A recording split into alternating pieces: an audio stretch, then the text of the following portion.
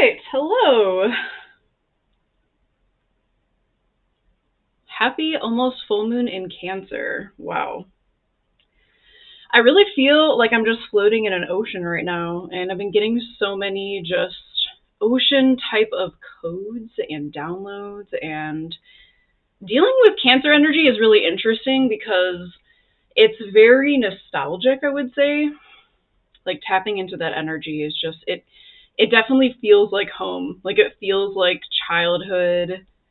And the thing about Cancerian energy is that water and reflections, they can be easily distorted. So it's a little bit different than Pisces, where maybe we're unsure if it's real or not real, but it's more so that our own perspective is distorting it. Does that make sense? So it's been really interesting. Let me know how you guys are feeling. It doesn't feel bad to me. I think this is happening in my 8th house, so it's interesting for sure, but it doesn't feel bad. It just feels different. It doesn't feel as soft, and I don't know, maybe I feel like Pisces energy can be like spiritually supportive, but I feel that Cancer energy is more emotionally supportive. It feels very womb-like. It's very motherly. So, okay. So let me make sure this is working.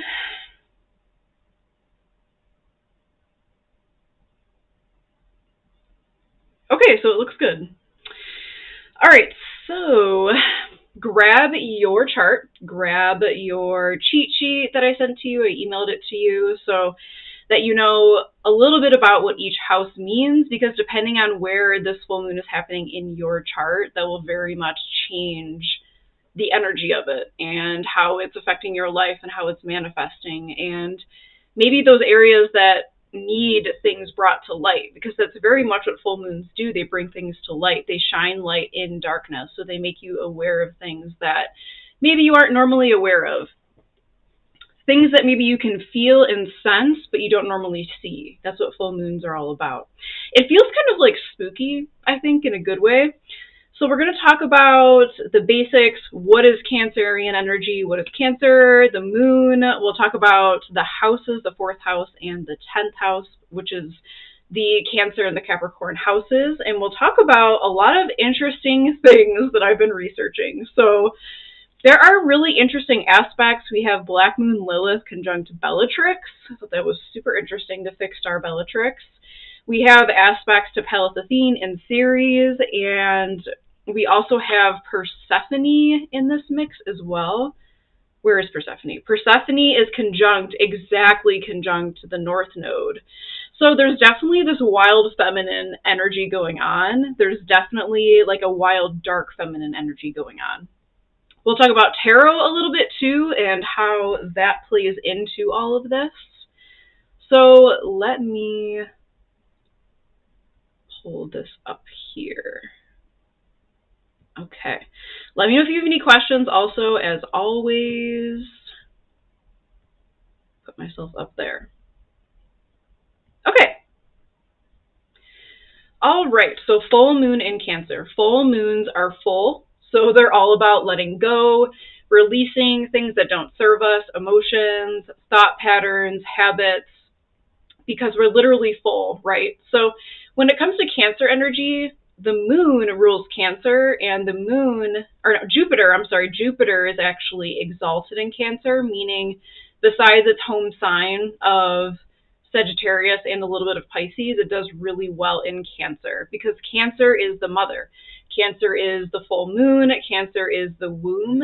And Jupiter expands, so it's kind of like a pregnant mother in a way. So that's why Jupiter is exalted in Cancer. So it's very motherly energy. It's very also esoteric, and it's very occult also. Because like I was saying, Cancer is a very intuitive energy, but it's different than like Pisces, visionary, the collective unconscious kind of energy. It's different. It's more so, it's the reflection and the memory as we perceive it, as we see it.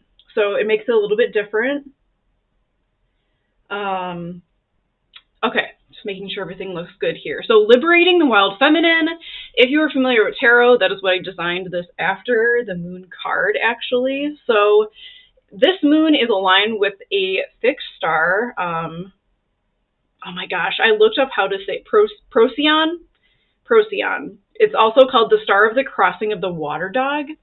So Persephone is conjunct the North Node, Black Moon Lilith, as in the calculated point, is conjunct Bellatrix, and also Pallas Athene, the asteroid, is exactly conjunct Neptune. I was like, wow, this is going to be a really, really interesting full moon. I'm super excited about it, honestly. Okay.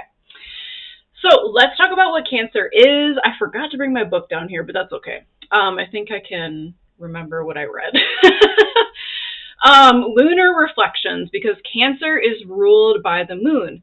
Now, even though Cancer is ruled by the moon, it is a cardinal sign, meaning it's initiating, it's active, it's like a very like forceful kind of energy, with the opposite sign being Capricorn. So the mode is cardinal. So cardinal signs are no joke. Everyone likes to say about Cancer people, oh, they're crybabies, or oh, they're soft and sensitive, which they are, but also at the same time, I'm like, have you ever met a Cancer person? Like, yeah, they're like that, but like they're a force to be reckoned with. Like, they are a tidal wave of emotion that gets sent out and everybody feels it, and they can be very indirect and passive aggressive, but not just like, oh, like in a moody passive aggressive way. It's like they're doing this stuff behind the scenes that you might not be aware of, but they're like almost like relentless. Like, just as the opposite sign Capricorn is relentless at getting to the top of that mountain first, Cancer is the same way, but they do things sideways.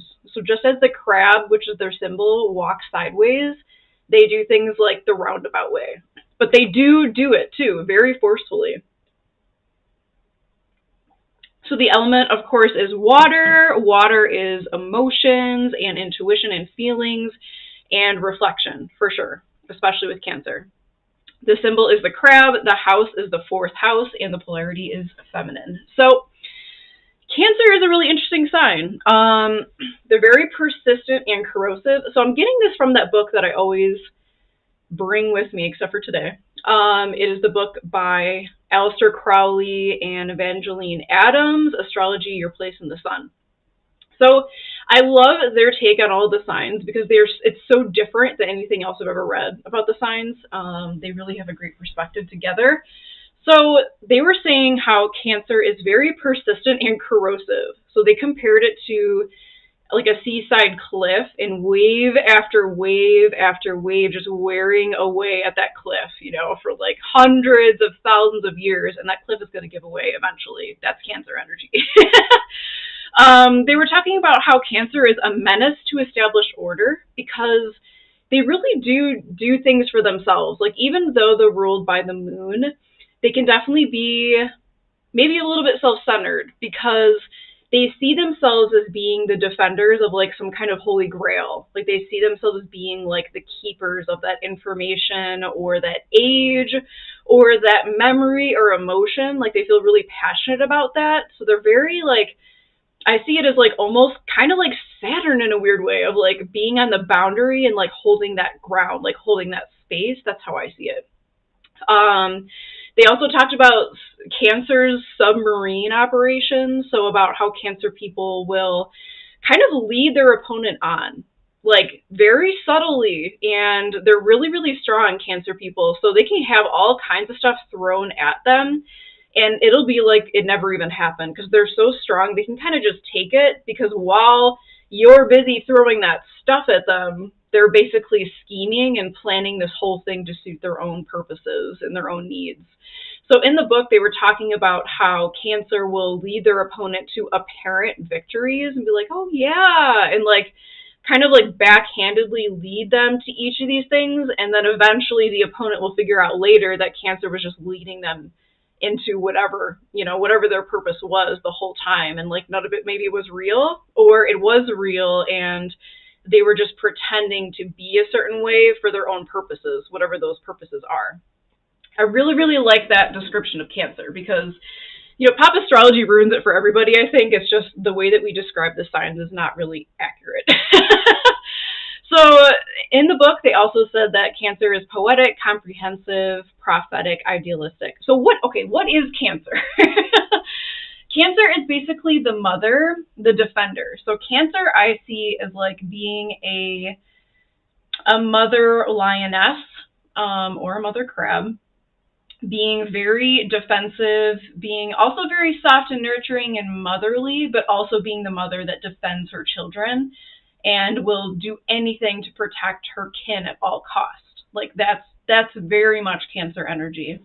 Now in tarot, the Chariot is actually the Cancer card and the Moon is the Pisces card. But I put them both up here because the Moon is the Moon rules Cancer. Cancer is really interesting because they are initiating force of water.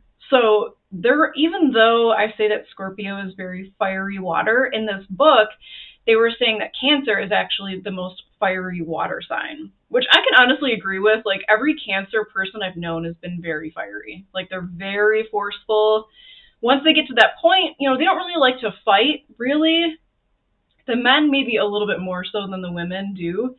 They'll avoid confrontation, I think, at all costs. But if you corner a Cancer person, like they're going to lash out and they're going to pinch you and it's going to hurt and they're going to pinch you really, really hard.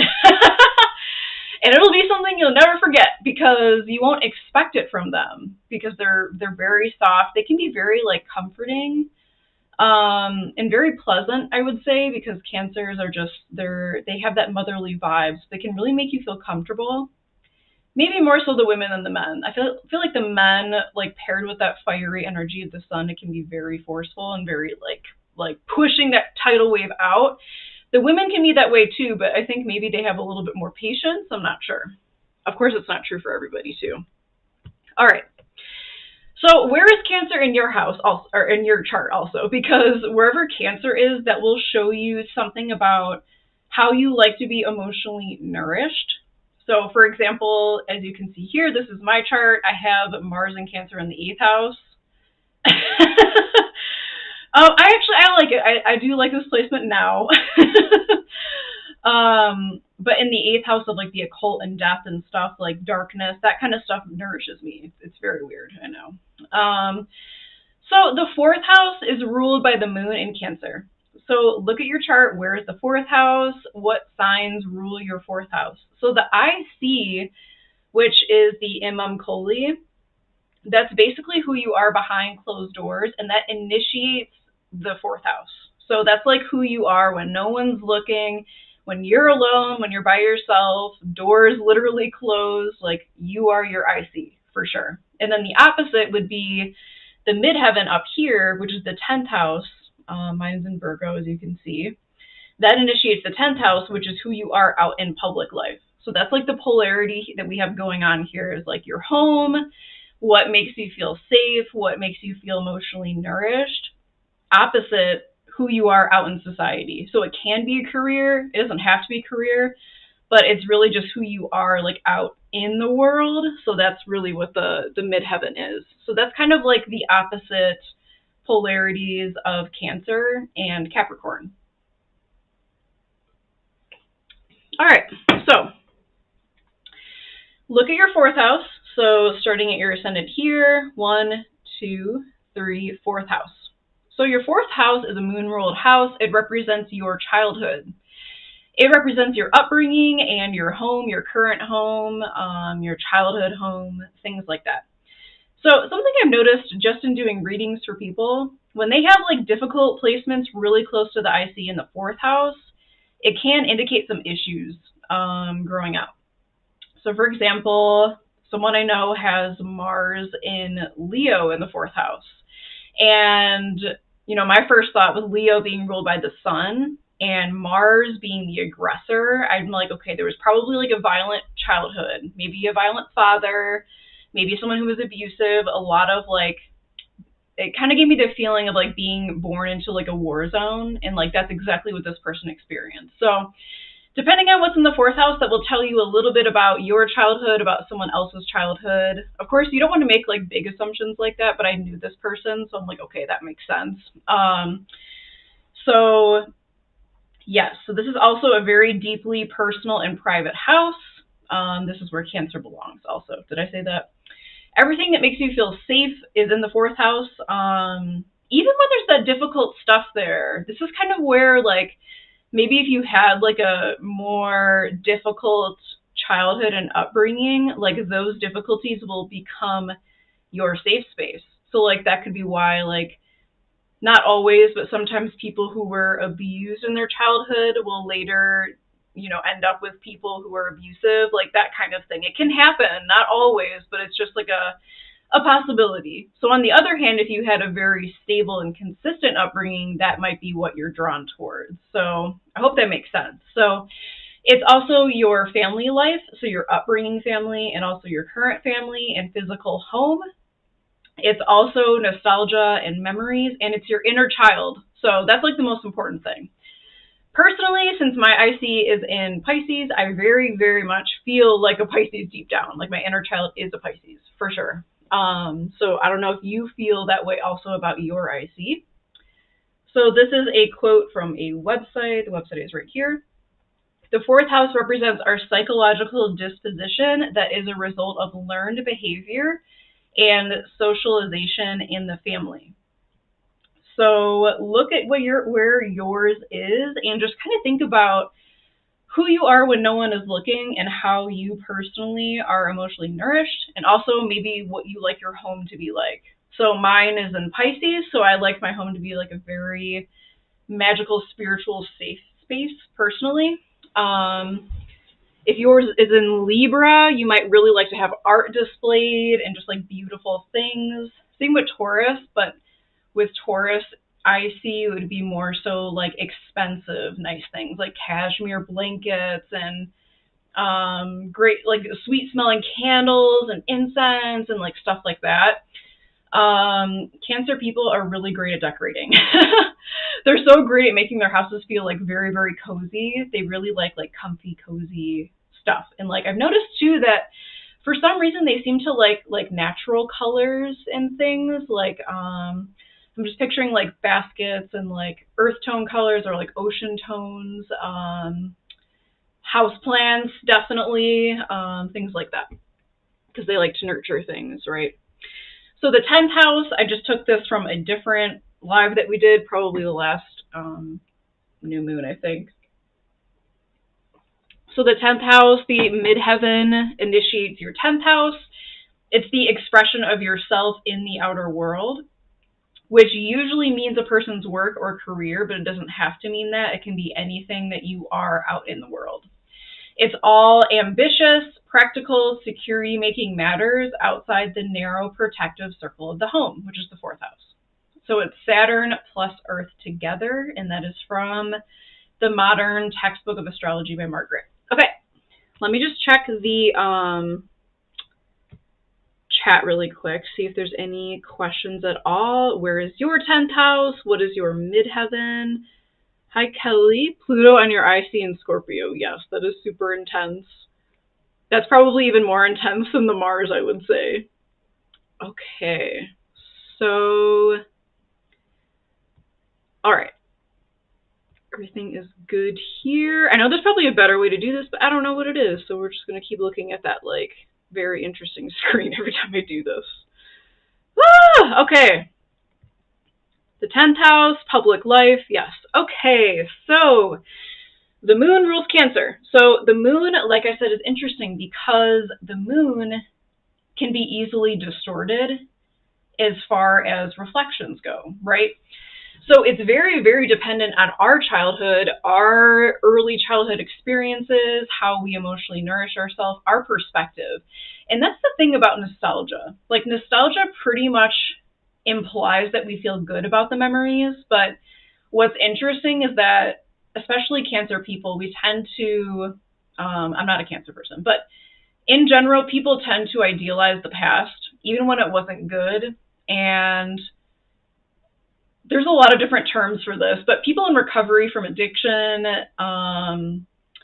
they tend to idealize their past even though it was terrible, because the brain kind of like tricks you into doing that. And I do think that the moon can do that as well. Like we look back with nostalgia of like that one point in a relationship that was good and like just happened to forget about everything else. That's the danger here. So the moon is either Isis, guardian of the mysteries, mother goddess, or the mother of illusion. So it really depends on what we do with it, how we take that, Also, white moon Selena is conjunct Pluto, which is also conjunct the sun. So we'll talk about that once we get to the chart, but that's really important. White moon Selena is basically the brightest part of the moon's path, while black moon Lilith is the opposite. It's the darkest part. But it's really interesting that it's so closely conjunct Pluto and the sun for this full moon. Okay, I think we will... Should we come back to this, or should we just get right into the weird stuff? Yeah, there's so much interesting stuff that came through as I was researching this. So I think we'll hold off on the chart until the end when we do the reading, because I really want to talk about this just because I'm really excited about it. Procyon. Is it Procyon? No, it can't be. Procyon. All right. So the moon is actually going to be conjunct Procyon, which is a fixed star. It's one of the Bohemian magical fixed stars. Now, from the research I did on this, literally every culture, it seems like in the world, every old culture that we are aware of had something going on with Procyon, because it's the smaller dog. So there's Sirius, and then there's Procyon, which is the lesser dog. So it's also referred to as the star of the crossing of the water dog. This is really, really interesting stuff. I love doing research on this type of stuff. So I'm just trying to think of where to even start. All right, so Procyon is the 8th brightest star in the sky. It forms one of the 3 vertices of the Winter Triangle. And I'll have a picture of that in the next slide. Winter Triangle asterism in combination with Sirius and Betelgeuse. So in Greek mythology, Procyon was Mara, which is the hound of Aragon, which is also the Virgo constellation. So this is like, okay, I'm going to get out of this just for a second. Greek mythology, honestly, is like so traumatizing sometimes. So this is like one of the worst stories I've ever read. I'm going to share it anyway, because I think it's important to get like all aspects of the star and to feel all energies, even if the story is horrible. So, okay. All right, so in Greek mythology, this star that the full moon is aligned with, like very, very closely, this star, Procyon, was associated with Mara, which was a hound, a dog, belonging to Aragon. So there was someone named Icarius, and he was a follower of the wine god Dionysus. I can't pronounce it, I'm sorry. So Icarius, a follower of the wine god, just call him the wine god, he learned how to make wine, and he had given the wine to some shepherds. And when the shepherds got drunk, they thought that Icarius had poisoned them. So they killed him. They killed Icarius, okay? So Aragon, which is the daughter of Icarius, and her hound, which is Mara, which is the star. So the daughter and the hound went to go find him, and basically Mara led Aragon to her father's grave. And they were both so overcome with grief that the daughter actually hung herself, and Mara, the dog, leapt off a cliff. I was like, okay, can it get worse? Oh, it can. It definitely can. So the wine god was really angry that this happened, and he punished Athens with a plague, okay? And he inflicted insanity on all of the unmarried women, who all hanged themselves, imitating Aragon. Worst story ever. I was so upset about this. Like, I actually had to like step away from the computer, and I was just like, okay, this is the worst story ever. So the plague only ceased when Athens introduced honorific rights for Icarius and Aragon. What is with this story? Okay, so Icarius became the Boots constellation. Mara became the Procyon star. And Aragon became the Virgo constellation. All right, what is with this story? I don't know. I was really upset about this. Mara in ancient Greek means the sparkler. So I'm just going to kind of read my notes about this. Like, I just felt so much pain in the story, obviously. Why were the women punished for something that cemented, first of all, in such a horrible way? It's almost as if Mara, the dog, was a death omen, or almost like a psychopomp leading Aragon to her own death.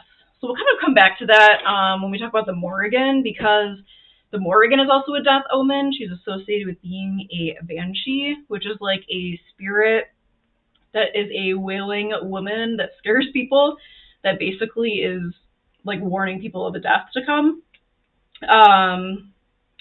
But yeah, terrible story. So let's go a little bit deeper because I just can't. So let me know what you think about that.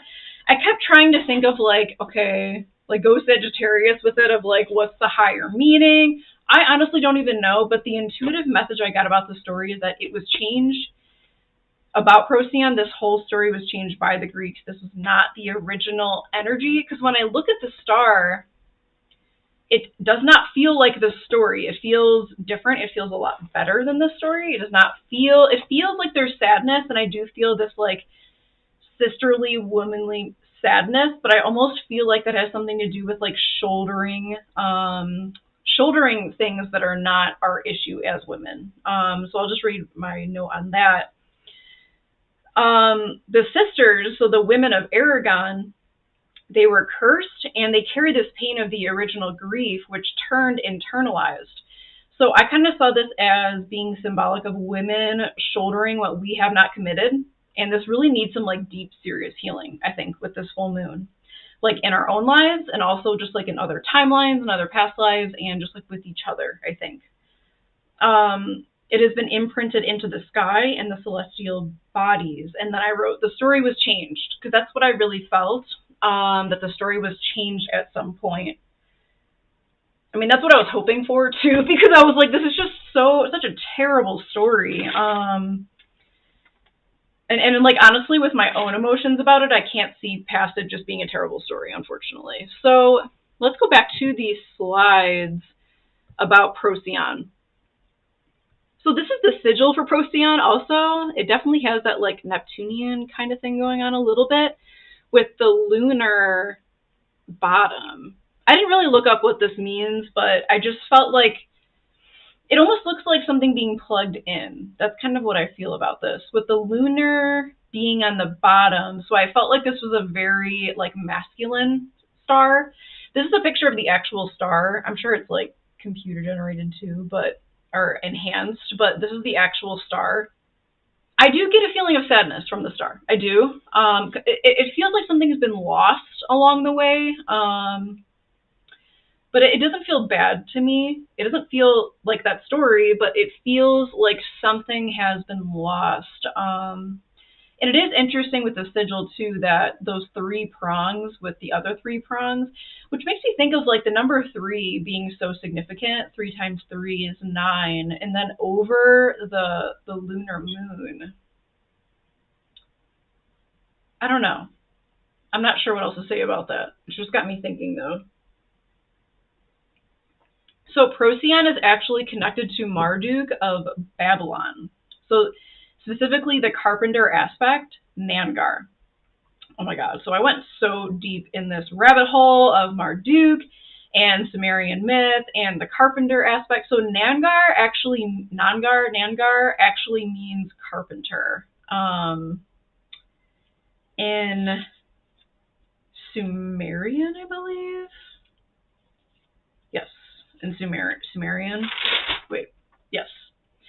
So this is really interesting because Marduk apparently had these different aspects of himself. He was like the overall god of Babylon. So he was like the main god. Like they had temples for him. You know, they had like a whole like crest with him that represented the whole city. He wasn't always the overruling god in their religion, but he became the overruling god, and specifically of Babylon.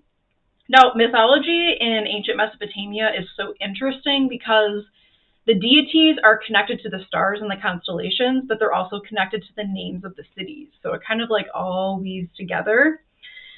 And I'll just read these bottom things real quick. In Tahitian lore, the star Procyon means star priestess of brave heart, and it represents a pillar propping up the sky. That kind of seems connected to the carpenter aspects that the Mesopotamian god basically was for Procyon. Does that make sense? And also the Macedonian lore, it means the wolves. So Sirius, the the lesser dog. My mind is going to some really interesting places right now. Okay, so Marduk. Let's talk about Marduk real quick. I don't know if I'm saying that right, but that's how I want to say it. So the associated planet is Jupiter. Marduk is the ancient Mesopotamian god / patron deity of Babylon. So this is like an ancient depiction of him on the back of the fierce snake or the dragon. So it's kind of like one of those dragons that kind of looks like a serpent that is in many different mythologies. That is actually his symbol too, is this like dragon snake thing. So they believe that the name Marduk comes from Amar Utu, which means calf of the sun, or solar calf.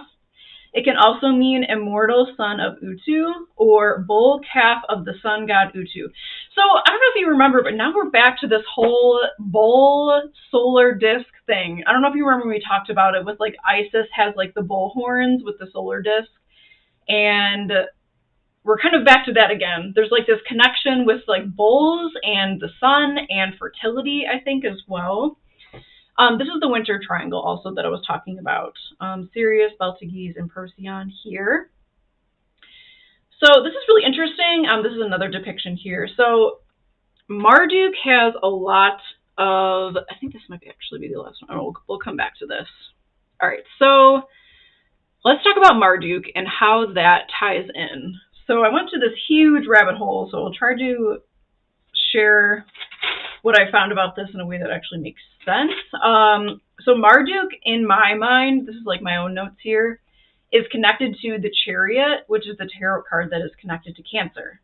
I just feel like that driving force forward, it's just deeper. I think it's deeper than we think. So with that drawing of Marduk that I showed you, it kind of looks like he's on a chariot, and this is just really interesting to me. So his wife is Sarpinit, which the folk etymology of her name means creatress of the seed. I also read that Marduk is associated with water, vegetation, judgment, and magic. So in my mind, I didn't read this anywhere, but it sounds like he's a fertility god. Because his wife, if that means creatress of the seed, and he's associated with water, vegetation, judgment, and magic, to me that sounds like a fertility god. That's just how I see it, kind of. And it also makes me think of the Morrigan's husband, one of her husbands, her main husband, the Dagda. He's actually a fertility god too in Celtic Irish lore. So Marduk was considered to be the son of, I don't know how to pronounce it, Ea, which is basically the Sumerian Enki, which is the fish goat god, basically. And Damkina, who is the heir of Anu. So Anu is the supreme god and great ancestor of the sky. Now this is interesting as well because in Celtic Irish mythology, there's also an Anu that is sometimes connected to the Morrigan. Anu and Danu are kind of used like interchangeably in Irish lore. And it's actually a goddess. She's seen as being like the great ancestor, and like all of the other gods are seen as being descended from that ancestor of Anu Danu. So I thought it was kind of interesting that like the overarching god in this Sumerian myth is also Anu. So it could be coincidence, but I don't know. Okay. So Nangar, there's also a Nangar National Park in Australia. So it is unrelated. It's an Aboriginal word actually there that means bold. It was really hard for me to find information on this. I feel that this Nangar National Park in Australia, it's in New South Wales, I believe, is magic for sure. I actually might have a link up. Okay, I don't. But it's definitely magical, and I feel Beltages is like Beetlejuice. Procyon is conjunct your Chiron and Jupiter. That's really interesting because, like I was saying about Jupiter being exalted in Cancer, Marduk is also exalted in a way in or is associated with Jupiter. So there's some kind of like connection maybe for you with like Marduk, and he was basically this like sun god in Babylon. It might be something to look into. I feel so connected to like Sumerian myth. It just like resonates with me so much. So the Babylonian name for the Cancer constellation is Nangar, which is Procyon, the carpenter, basically. So this is really interesting, Kelly, too. Sorry to call you out, but when we were doing our reading, you had the picture of the crab holding the solar disk. So I actually found something about that in this book. It's called Astrology, What's Really in the Stars by J.B. Stewart. And he was writing that the idea of the crab in the sky as the constellation, it might have arisen from the constellation once holding the summer solstice. I had never heard that before, and I thought that was really interesting. And the sun moved sideways for a few days like a crab. And this is also connected to Hera as well. So I thought that was really interesting because I'd never seen that image of the crab holding the solar disk until you showed that to me. But it reminds me of like the beetle in Egyptian mythology too, holding that solar disk. So I thought that was really interesting too. It was really hard to find information about the carpenter aspect of Nanduk, even though it was really important for the star. So I'm going to share my screen because I did find something that was kind of interesting. I'll show you the book too about Astrology, What's Really in the Stars by J.B. Stewart. Okay, so it says right here, Cancer constellation, Nangar, the crab. The idea of the crab may have arisen from the constellation once holding the summer solstice and the sun moving sideways for a few days like a crab. In Greek mythology, while Hercules was burying the ninth head of Hydra, the wife of Zeus, Hera, in a jealous snit, sent a crab to nip at his heels. Although crushed by Hercules, the crab was placed among the stars in gratitude by Hera. Interesting. So that could just be also an association, if it's true, with the summer solstice and like holding the solar disk. Super interesting how everything just like connects together. Whenever I'm like doing research, I go downstairs and like talk to my boyfriend. And I'm like, it's all connected, man. That's really how I feel every time. Okay. Nangar, okay. So in the Epic of Gilgamesh, what does this have to do with anything? I'm trying to remember now. So there was also this other essay that I found from 1902, Hamlet's Mill, an essay on myth and frame of time. It also confirmed that Nangar is the Cancer constellation, which is the carpenter. Now, there's also something else called the rite of mouth opening in Egypt. So this is really interesting. Oh, here's the beetle holding the solar disk. So I almost wonder, I haven't really looked into it, if there's some connection with this beetle and the Cancer constellation holding the solar disk too. I mean, that would kind of make sense. Okay, so there is something called the rite of opening the mouth in ancient Egypt and Babylonia. So this is really interesting to get into because there was some kind of ritual the Egyptians did. So they had a very lengthy ritual of how they prepared their dead for the afterlife. And from my understanding, the last step of that was this rite of mouth opening in Egypt. And what they would do, it was very complex, and they would have a priest with certain tools, and one of those tools was a blade. And they would basically touch like each sense on the mummy's face to open up, to symbolically open up that person's senses on the other side in the afterlife. So it was like a really, really important ritual.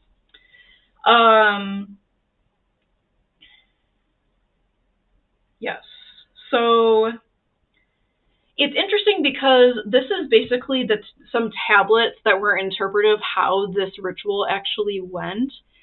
And they mention an incantation. It says, "Mountain of evergreen trees and cedars, shalt thou thrice repeat."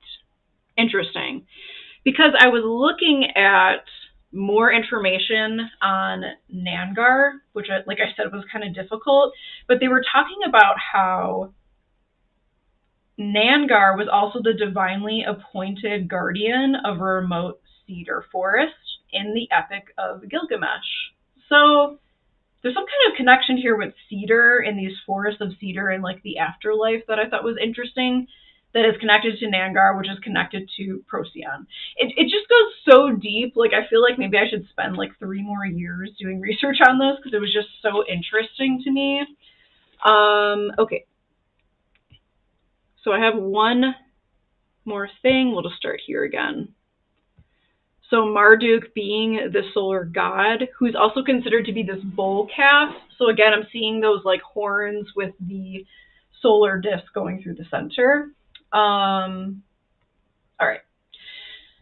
So now I want to talk about the moon and wolves. So I just happened to read this, I think, a day or two ago in this book by Courtney Weber about the Morrigan. So the Morrigan is a shapeshifter goddess, right? She shapeshifts into all kinds of animals. She shapeshifts into an eel, into a red cow, into, of course, a crow, and also into a wolf in one of these stories. So apparently wolves actually did exist in Ireland from about 34,000 BC until their extinction on the island in the late 1700s. That's unfortunate. They were a threat to Celtic communities, but also a resource. Their pelts could be used as rugs and may have been used as clothing. They may have been kept as pets too, which crows were as well. So the wolf straddled the liminal space between the wild and the domesticated, which is exactly what this tarot card is about, the moon. That's exactly what it's about. It's about those liminal spaces. And like, there's the ocean. Here's what looks like a pond or a river. Those are also symbolic of a liminal space. And I see these 2 towers as kind of being like a portal to the other side as well. So there's something very occult, there's something very esoteric about Cancer and about the moon. And in the next page, it said, the wolf may be a symbol of the wild breaking the boundaries of the ordered. Remember what I said from that book, that Cancer is a serious menace of established order? That's literally what the book said. The one with Aleister Crowley and Evangeline Adams. So the wolf may be a symbol of the wild breaking the boundaries of the ordered. In wolf form, the Morrigan is swift and ferocious. In some interpretations of the myth, the Morrigan's wolf appears reddish-gray, which means usually if there's something red in Irish mythology, it means they're otherworldly.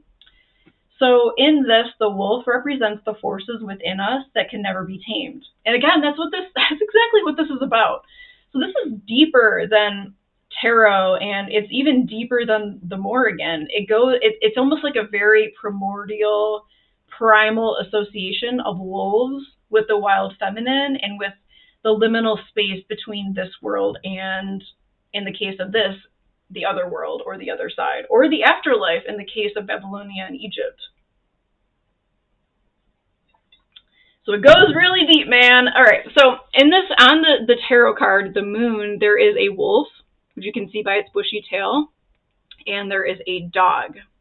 So it's interesting too that, you know, the star is the lesser dog of Sirius. So it's interesting. It's all connected. All right, so on the moon card, the reason there's a wolf and a dog is they're showing the wild nature of the dog. So even though the dog has been domesticated, there's always going to be a part of it that is wolf. There's always going to be a part of it that is wild. And that's very much like feminine energy too. That's Lilith. Like, Lilith is the wolf. Lilith and the Morrigan are very connected as well. So that's kind of like that primordial, primal, wild feminine energy. Okay. So I think that's all I had to say about that. Oh my gosh. It was hard to piece that all together because there's just so much. And again, the Nangar National Park in Australia, I don't think it's connected. But what's interesting is that national park is in the shape of a animal hoof that looks like a cow hoof, which I thought was interesting. And I'm like, you know, if England is claiming this land, there's got to be some kind of magic to it for sure. All right, let's talk about the chart and pull some cards, and I think that is pretty much all I have on that. Okay, let me just check the chat really quick. All right, can you see that? You can't see that. What am I doing?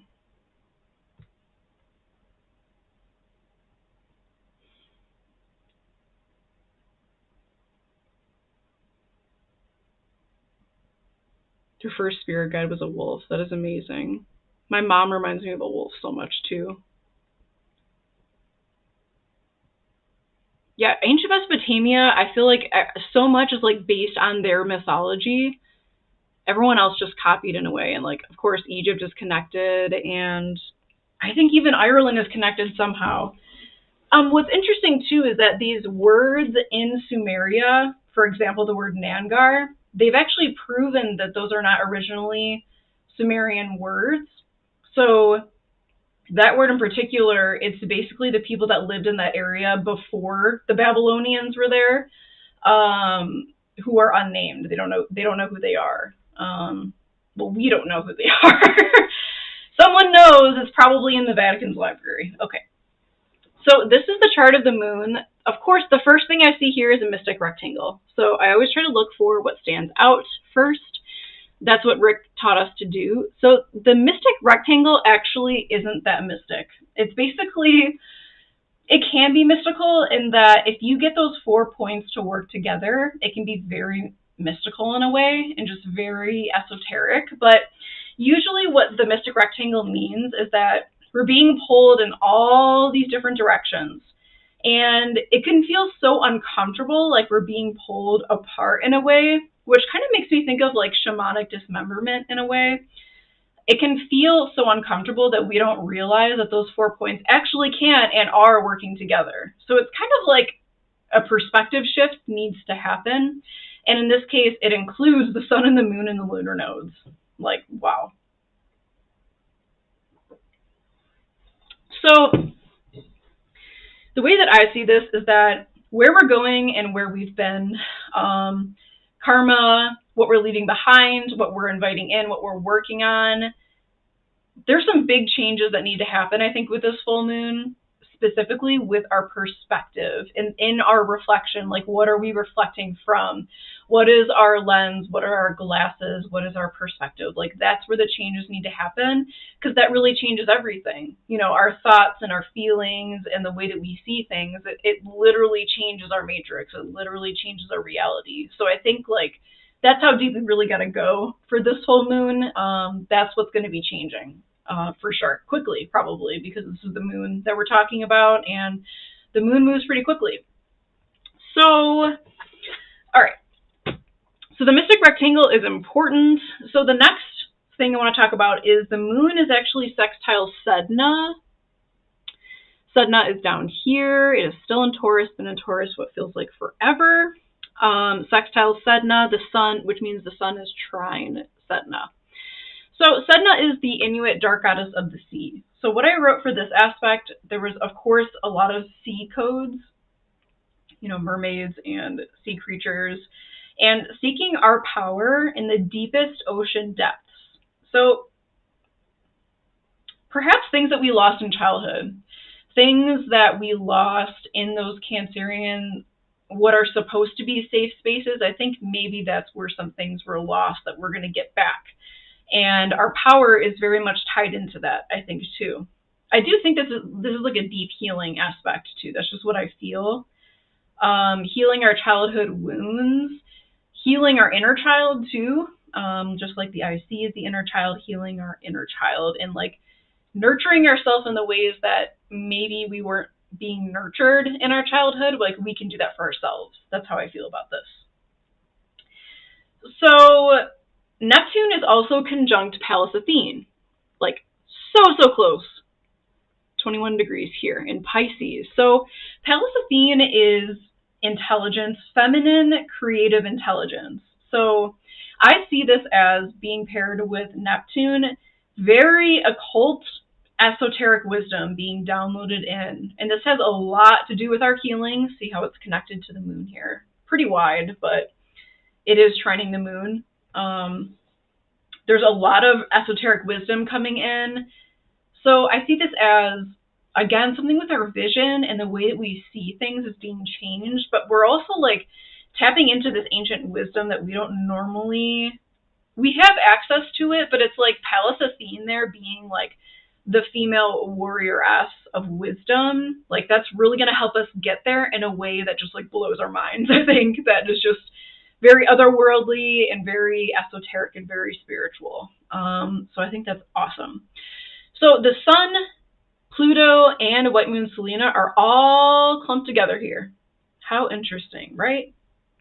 So White Moon Selena being basically, I see this as like light goddess energy. I see this as light magic, lighting the way for others, lighting the way for ourselves, and really just revealing the beauty. So this is like the good side of the moon, so not like the distorted, confusing part, but like really utilizing the energy of the moon to like bring light to certain aspects of our lives. That's how I see this. Very, very beautiful. For this aspect, these all being clumped together, I wrote, it's intensely reflective, bringing to light that which prevents us from fully embodying who we are. And that was just like my intuition with Pluto in there too. We also have Black Moon Lilith conjunct Bellatrix. So Black Moon Lilith is down here in Gemini still. Conjunct Bellatrix. So this is like a quick-witted, divine feminine, creative intelligence paired with the quick-moving whirlwind energy of Bellatrix. I think I see Bellatrix as being very mercurial in a way, like extremely mercurial. I think it's Mercury and Mars together, I believe, Bellatrix. But I do see this as being like, just literally, of course, thinking of Bellatrix from Harry Potter, but there's definitely this like creative intelligence coming through, I think, with this full moon too.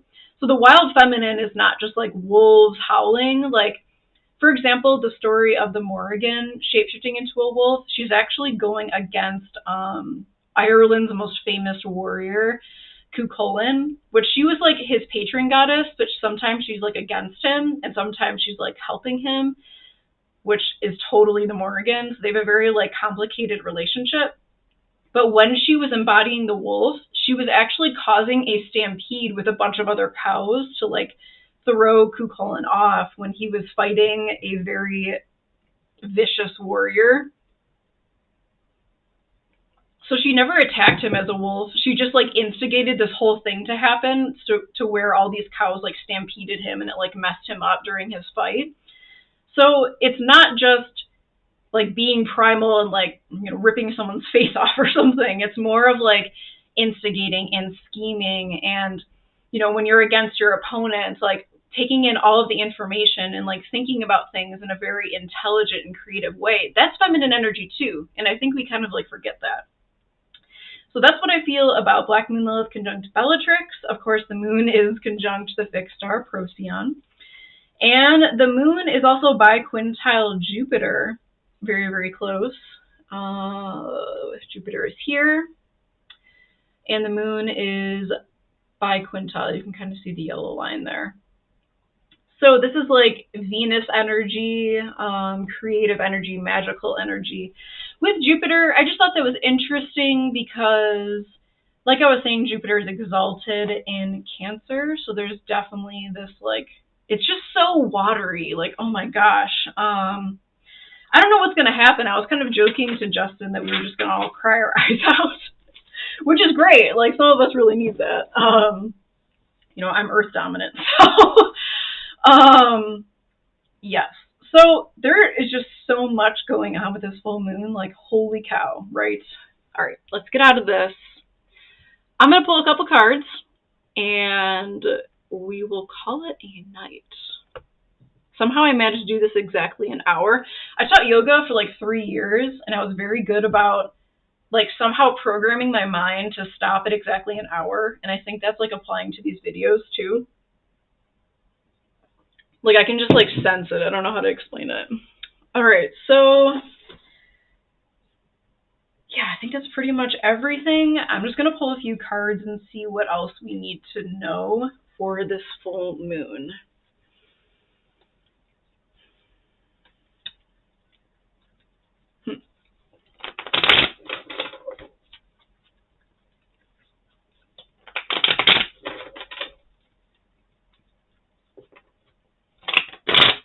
I love looking at the cards that you kind of spot like as you're shuffling them. I just saw the Chariot, which is the Cancer card. Sometimes when I'm doing a reading for myself and I'm like shuffling and I see like the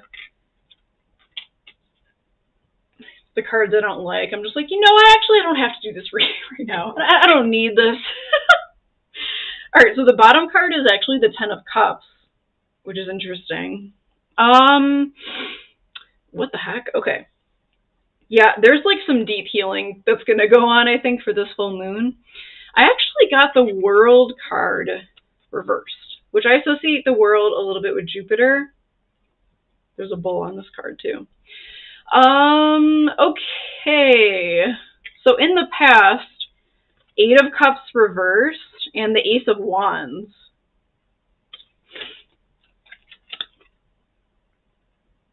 This is interesting.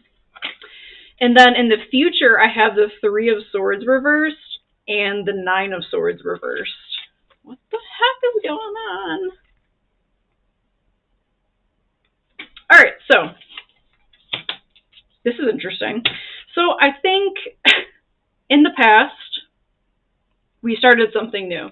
We started a new cycle, but we weren't really ready to let go of the things that we needed to let go of before beginning this new cycle. And that's taken maybe a lot longer than we anticipated, emotionally letting go of things. It's interesting because this card has a moon on it. This is about leaving something behind that's emotionally difficult. Like we've taken a long time to emotionally fulfill ourselves in a very specific way, but we had to leave that behind. And it's not that we are not leaving it behind. It's just that maybe in not allowing ourselves to like fully feel the emotions of having to leave certain things behind, we're actually dragging it out longer, and it's like way more painful than it needs to be. Now, I think with this full moon, with the World card here and the Three of Swords reversed, this is painful, but this is like healing painful. This is like pouring peroxide in the wound. So the wound is already there. We can feel it. To me, it feels like a heart heaviness as I'm looking at this. We can feel it. And I think with this full moon, we're going to have the opportunity to actually heal it and to like open it up, let those swords fall out of the heart and begin the healing process. Because we're not going to just sit in bed and cry about it anymore. Like we already did this, and it's still complicated and it's still difficult, but we can kind of use our thoughts, our abundance of thoughts and anxiety to almost like climb out of the situation. And the Ten of Cups is really interesting too, to like overarch on this. There's just no sense in hanging on anymore. Like we've done that for so long, and I feel like a very, oh my God, I feel so Cancerian. So I feel like a very cautious energy of like we're all very like unsure of what to do next, and we don't want to like push ourselves off that cliff in a way because we're just afraid of how deeply it's going to hurt when we finally like let it flow and we like open up the dam and let ourselves feel everything. It's almost like we're being too cautious, but those things are already happening. So even if we're not consciously feeling them, like subconsciously on some level, we are feeling it. And sometimes it's better just to let go and kind of like let the process happen. So just as the moon is like controlling the waves and the waves are like wearing away, let that happen. Like let that happen to you in your heart center. Let those waves like corrode your own blocks that you have around the heart so that you can finally like let that stuff go and like release it. And it's going to be very forceful and very feminine at the same time. Like it's going to like clear it clean. Like I see like all of this like crusty like stuff on our heart just like breaking off and like flowing away, which is quite beautiful. But I think like being too cautious too also won't help us at this point, because we've been too cautious for a while because we don't want it to be that bad like it was before. So, just let this process happen. We're going to have a nice little break, I think, in our spiritual growth on this full moon to like really think about these things and like let ourselves feel and heal and like open our hearts back up, So I do see that all as being a good thing. It can be a little bit painful though too. So I'm going to pull some archetype cards. The Temple. The Temple. These prayer hands. The Unseen. And The Judge. This feels so, again, esoteric to me. It feels so occult-like. The temple and the unseen. Like, come on. With this eye. Ooh. Let's grab the book and see what the unseen says. Because I haven't pulled that one very often. The unseen is just as it sounds. We cannot see it.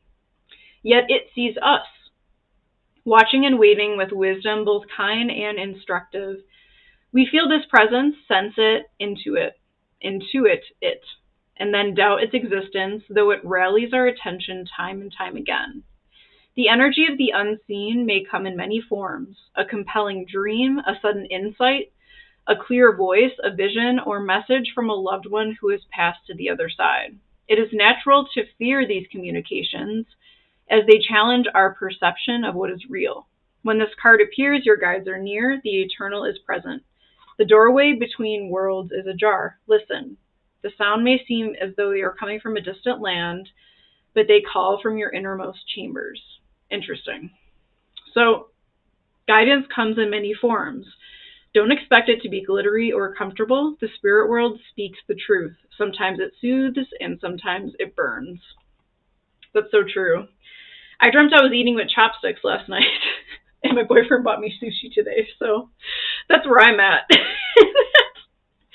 Okay, so the temple and the judge. It's almost like we're judging the spirit world too harshly at this point. I'm pointing to myself when I say that.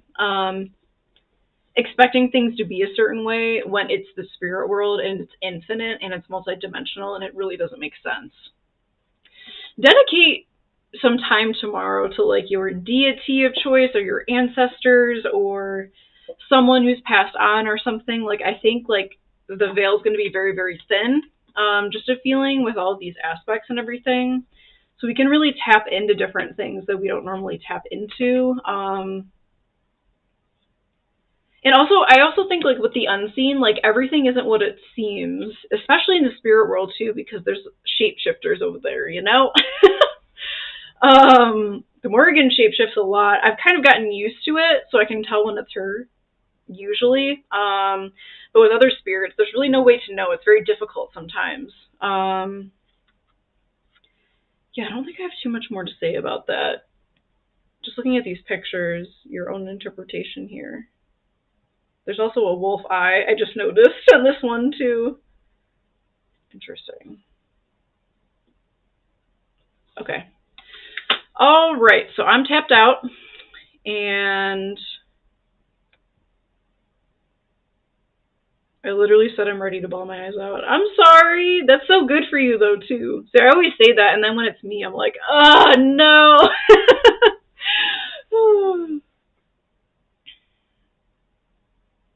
The Saturn-Jupiter conjunction. I could definitely see that. And honestly, that conjunction is so helpful, too. Like that inhale, exhale, breaking through, for sure.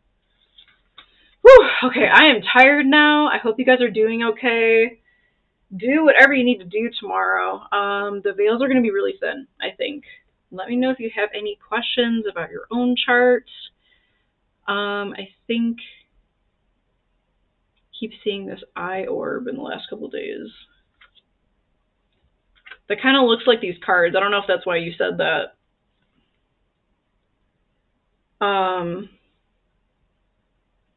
Did you say that to me already? Because I'm getting like weird deja vu about that for some reason. Thank you. Thank you guys so much for watching. I will see you guys soon. I'll do the weekly video tomorrow because I'm just too tired, to be honest. But okay, I hope you have a good night. I will talk to y'all soon.